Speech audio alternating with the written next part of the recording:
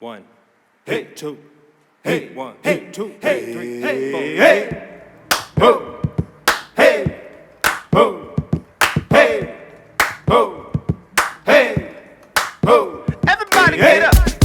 Ho, hey, ho, hey, ho, hey, ho. Everybody get up. How you doing, Dark Side family? Yes, welcome to the show.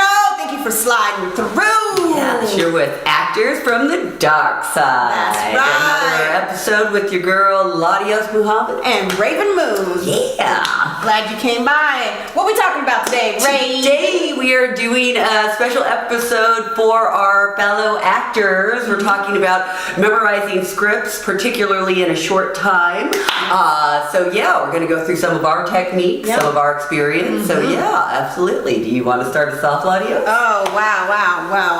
So I guess, what do you consider a short time? 24 hours, 2 days? Yeah, I'd say 24 hours, Yeah. 24 hours, 2 days. Yeah, that's definitely a short time. We're both doing the commercial auditions and things like that. So sometimes you get notice at 5:30 Monday and you got to submit by Wednesday at 10 and it's like, okay, so yeah. Yeah, well, 5:30 Monday and Wednesday by 10 is that's a little bit of time. But have you gotten those ones where they came in today and they're due tomorrow and you have like all of these Not pages yet. to memorize or a big monologue or something to memorize? You know, you're like, woo. How do you get through that? How do you, what do you do to tackle that much dialogue in that short of a time? Right. So I did have an incident where I had 3 auditions for 3 separate films with heavy dialogue, and they wanted it in 2 days.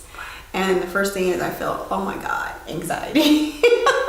So what I do is I look at the shortest script, and then I read through all of them, but then I look at the shortest script, and then what I would do is I would review that one for 10 times at least, just to get it in my mind.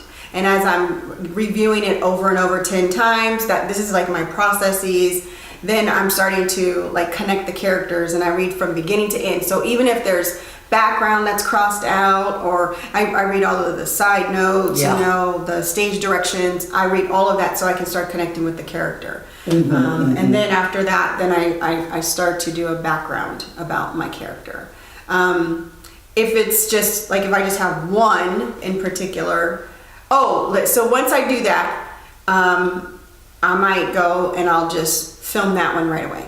You know what I'm saying? Like start memorizing it, but I'm also, once I've developed my character, because I'm like, okay, what does this character do? Because usually they'll give you a little verbiage about the character, but then I just make it more intense. Like, this character, why are they responding? Why are they saying this line, this, that? And I just go a little bit deeper into that character. But I found that if I look at a script and I read it like 10 times before I go to bed, it kind of gets in my subconscious. Yeah. And then the next day I can go through it again, and then once I can go through it, then I will use my partner, and then we'll do some bouncing off of, so I can hear the keywords and I can hear myself, and then I'm ready to film. Sure. And then I'll just start doing that same process, breaking it down. So I might do one script that morning, and then work on another one that afternoon, and then just to get them all one by one out of the way. Sure, that makes sense. Yeah, absolutely. Do you ever use cue cards or anything like that? Because that's the other thing. If you're doing film, you can kind of cheat and have some cue cards in front of you, so there is something to that when they are hitting you with a whole bunch of dialogue in a really short time frame. When I'm memorizing, I've found that index cards, that's not very helpful for me. Have you ever used index cards as a... Not for script, for tests and exams. Yeah, exactly.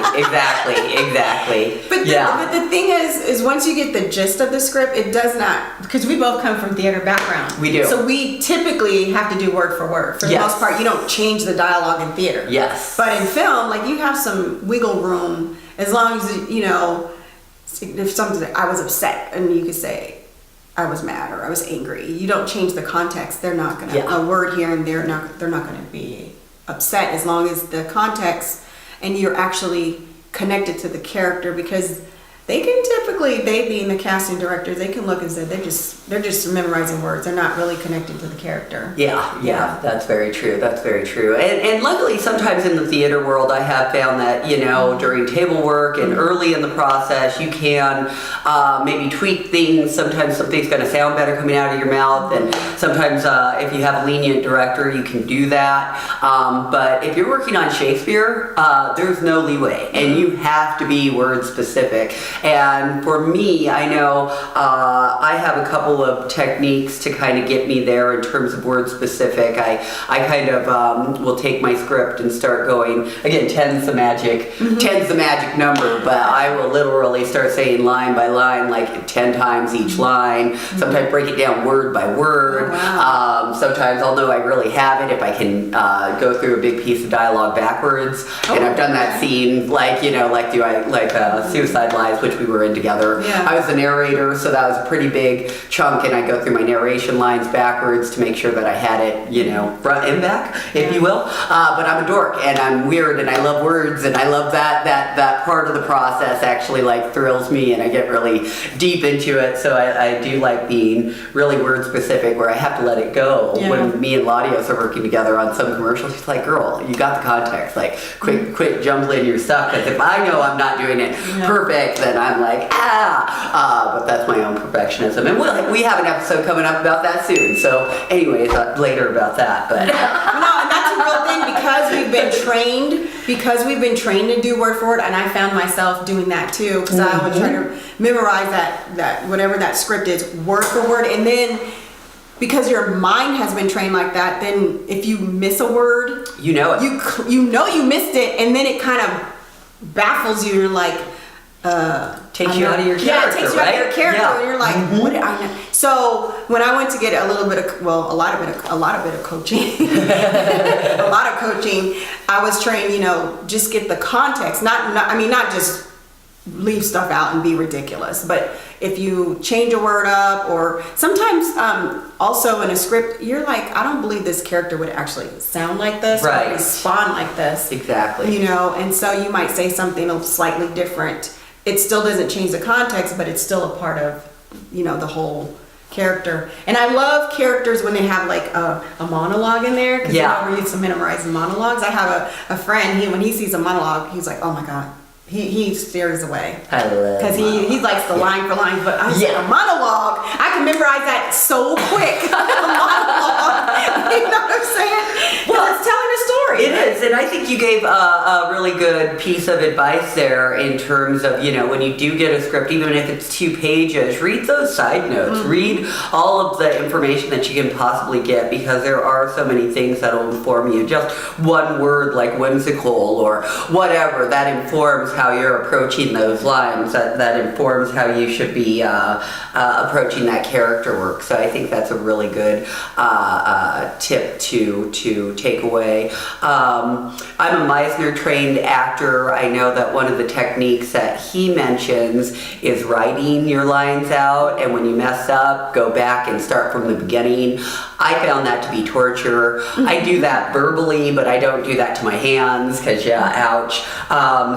There is something to, okay, I got this, and then I have to think about it. Then I start, okay, that's my sticking point. That's what I really need to study in that script, that kind of thing. If I have the time, if I'm doing a stage production and you have time to kind of sit and get to know your character and your script, you don't always have that privilege in film. So Meisner would say that you have to write everything down. Write it all down and then go back, and actually the whole Meisner technique is working on your acting while doing another task, and being really, it's hard. If there's something in the dialogue that I keep missing or I can't grasp, or it might have 5 sentences and I'm missing a certain sentence, or that's when I would actually write. I would write it out, and I would repeat it over and over and over and over. Or there might be a word and I'm not grasping, or if it's a word that I don't understand, I'll look it up and I'll be like, okay. But the one thing about helping me to be able to memorize is I'm visualizing this character. Okay, sure. And I'm already thinking what are they gonna wear? And now I know when I first started doing auditionings, I would just put on whatever and just be like, okay, I'm going to just be regular because I don't know what this character is going to wear, so I would just wear regular attire. But dressing up like the character does help you to be able to memorize more and really connect with that character, and it helps you, so if someone's a nurse, then coming in and having like a top that looks like a nurse. I didn't know anything like that. I never would want to put on makeup because I'd be like, why do I have to put on makeup when they see it in a headshot? Like, really? I never wanted to put on when I never went to auditions with makeup because I was like, oh, I just came in my natural form. But I mean, these are all the things I was making mistakes at. You make me think of some quote. It's dress for the job you want, not the job you have, right? So exactly. That's kind of a little bit of what you want to do in an audition, right? If you want that role, dress for it, right? Yeah, so that that's really sense. great. But again, those are the mistakes I made along the way, trying to develop a character or doing auditionings and stuff. But but memorizing scripts in a turnaround time, what else would you do? Like what else? I find that it is a highly personal process, and I think it behooves everybody to know their quote unquote learning style, and that's a good place to jump off. If you're an auditory listener or learner, you can probably record your lines and play them back to yourself in the car. If you're a visual person, again, writing out sometimes it helps, or just being in the mirror helps a lot. For me, I'm very expressive, so when I know points to hit that certain expression or things like that in the lines, that helps me. So it's kind of an thank you. It's a visual process for me to be in the mirror and repeating my lines because I'll have those different cues. And then again, like I say, you're kinesthetic people. I consider myself kinesthetic. Writing is not my favorite way to drill lines into my head. If anything, I find that to be torture. But that could be something else that works for you. Because again, I think for all of us, it's kind of like, you get a piece of spaghetti and you throw it out the wall. Is it sticking yet? And that's kind of like what's working for me. Because I know I've tried several different processes before I honed in on what works for me, what makes it stick. And I think it's probably individual and different for everybody, right? Yeah. Do you find when you're memorizing a script, for TV or it could be theater or whatever, that in some cases it might be a little like you can go through everybody's line over and over, but until you actually hear it out loud, it's a little bit different. Absolutely. So sometimes with a second person going back and forth from those lines does help with it does help. And I find that if you do have something that does have that back and forth, I'll record the other person's dialogue so that it's a good test whether I know my retort throughout the dialogue, and B, it's a good way to get that other voice outside of your head, but actually hear it. I've had, I have struggles with my hearing as well as my speech, so a lot of times, depending on the script, hearing it, sometimes certain word combinations just don't want to come out of my mouth right, so I have to sit there and really dive into how I'm going to say that over enunciating, and that's actually another good tip to memorizing is to over enunciate your lines. Just doing one read where you really over enunciate everything that you're saying, just so that you have it really clear. Because there's a million different ways to say things depending on where you're coming from in the play. You could be some hoity-toity teacher that should sound perfect with their vernacular, or somebody that's from the streets and has this slow, whatever. So you'll inform that when you get there. But when it comes to tackling your lines, I find that getting it almost perfect in my head before I start adding my flair and everything else to it is really beneficial. How about you? And when you said over enunciating, that just reminded me like speed reading through something, like over and over, speed reading as fast as you can, as fast as you can, as fast as you can, as fast as you can. And then that does help. But for me, it's just it's repetition, and it's funny that you said the mirror, because like once I have a general like 75% of it memorized, then I can look at the person's word, look in the mirror, and be like, and say my line, and look at their words and say my line, and look at their words and say my line, and I can look how I'm connecting to the character. I'm more for me, I'm auditory. I need to hear it out loud. I need to hear myself, and then I'm repetitional. Like, you know, I like to get into my subconscious.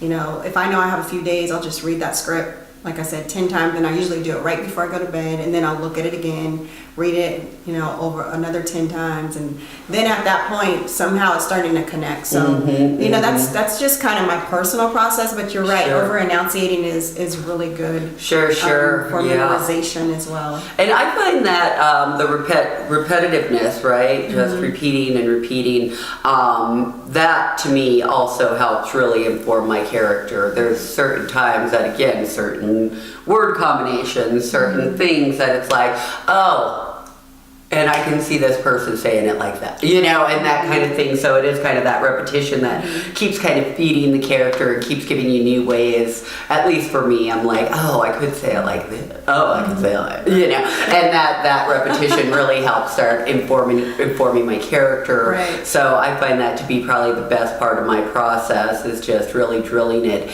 into my head. I enjoy it. So that's where actors are different birds, I think. I had an old friend who was like, oh my God, you do what? She was like, that sounds just like school again. I hate it. And I'm like, no, I revel when I have a hard script, because then I really have to put in that much more work. Yeah. So yeah, I really enjoy the process, because again, I think the repetition feeds the character. We share that in common in terms of being in front of a mirror, being able to see ourselves. How are we delivering this line? How am I coming across? What do I look like when I say this? Those things all behoove you as an actor. But again, it's a highly individual thing, and everybody has their own way of getting it to stick for them, I believe. But these are a couple of our tips and tricks to memorizing. Yeah, so Meyers Technique, auditory, repetition, processing in the mirror so you can see yourself, building a background for your character. Yeah. What else would you say?